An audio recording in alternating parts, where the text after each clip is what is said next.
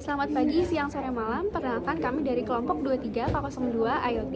Perkenalkan saya Safira Sofia, NIM 182240888. Perkenalkan saya Sabita Herunisa, NIM 182240006. Saya Tiara Klianta Aniwi, NIM 1822478. Pada video kali ini, kami akan mendemonstrasikan tugas besar kami yang sudah kami rancang dan sudah kami susun, serta implementasi demonstrasinya.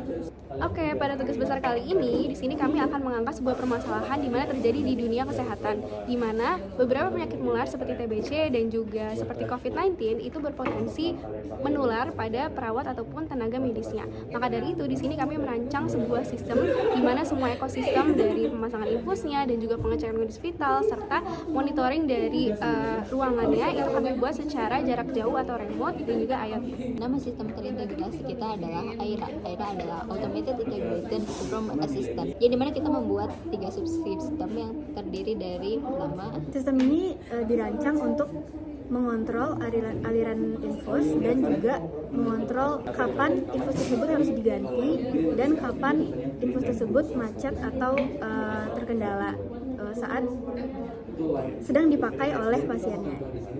Oke, untuk sistem yang kedua yaitu pengecekan kondisi vital, di mana di sini kami menggunakan 3 parameter. Yang pertama yaitu mengecek BPM ataupun heart rate dari pasiennya, yang kedua yaitu saturasi oksigen, dan yang ketiga yaitu suhu, di mana suhunya ini kami cek secara non kontak, dan yang terakhir yaitu ada panic button yang dapat digunakan ketika situasi darurat. sistem yang ketiga adalah sistem pemantauan ruangan isolasi yang terdiri dari pemantauan suhu ruangan, pemantauan kelembapan, pemantauan CO2, pemantauan TVOC, dan juga untuk mengontrol sirkulasi udara dengan kipas dan juga ventilasi.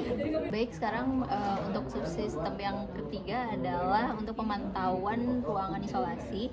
Di sini beberapa alatnya. Pertama, di sini ada servo untuk mengatur gerakan ventilasinya. Kemudian di bawah sini ada kipas. Terus lanjut, kemudian di sini ada relay untuk mengatur pergerakan si kipasnya sebagai saklarnya. Kemudian di sini ada DHT22 untuk mendeteksi suhu dan juga kelembapan. Di sini ada LCD-nya sebagai untuk monitornya. Dan di sini ada SGP30 untuk mendeteksi CO2 dan juga TVOC. Di sini ada buzzer sebagai suaranya, speaker untuk bunyi saat keadaan darurat. Kemudian di sini ada ESP32-nya.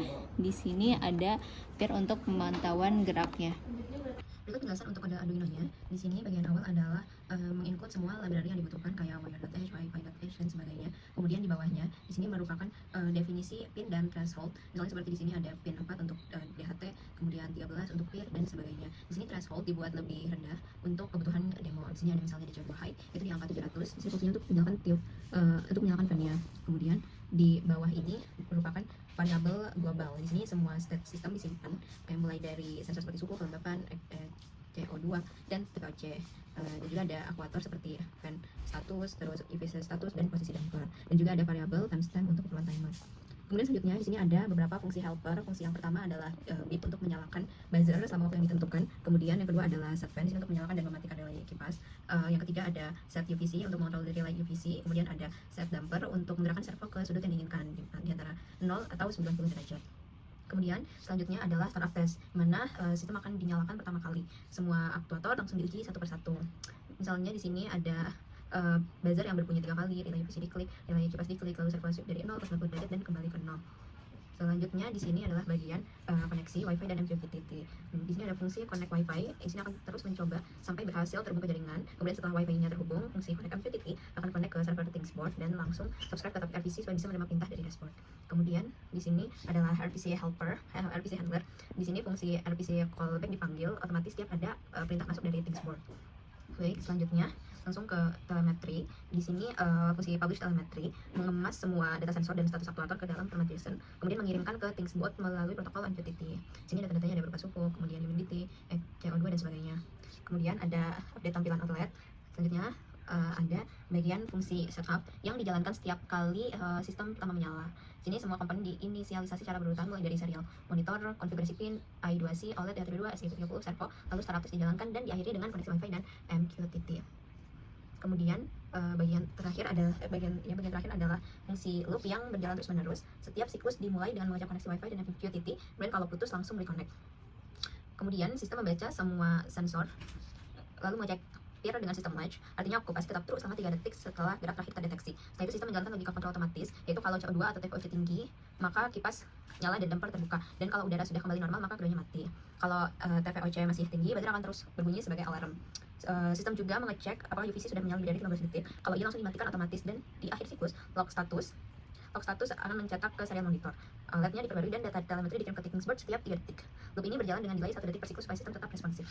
Untuk cara kerjanya, pertama di sini ada pemantauan untuk CO2, TVOC, suhu, dan juga kelembapan dari sensornya bisa dilihat di sini.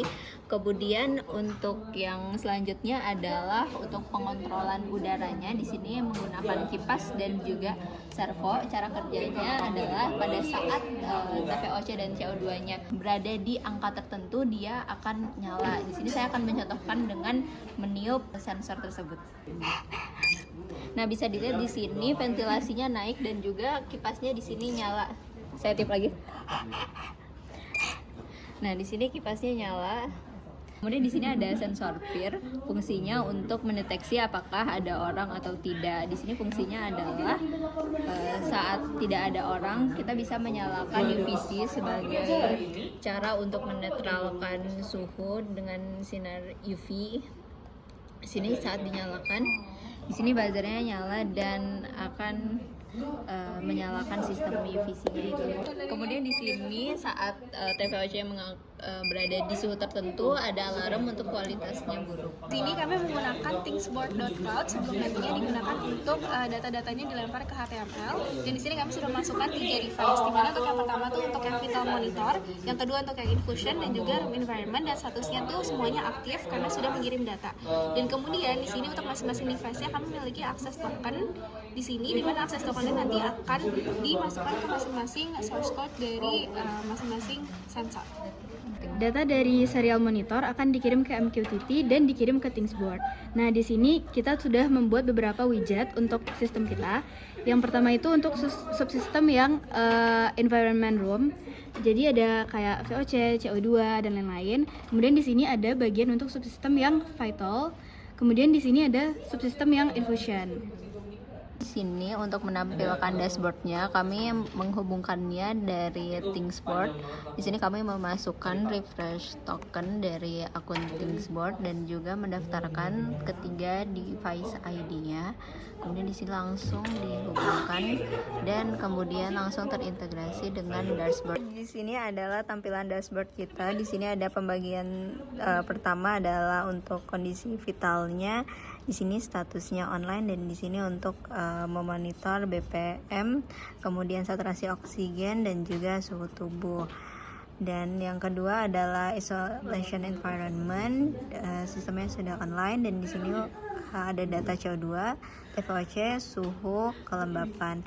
Dan di sini adalah status pergerakannya, okupansi, dan juga untuk kontrolnya tombol-tombol UVC, kemudian kipas, dampernya juga saat aktif dia akan nyala. Kemudian ketiga adalah infusion flow-nya. Di sini ada status pause atau sedang berjalan dan ada memperlihatkan berat dari cairan infus tersebut.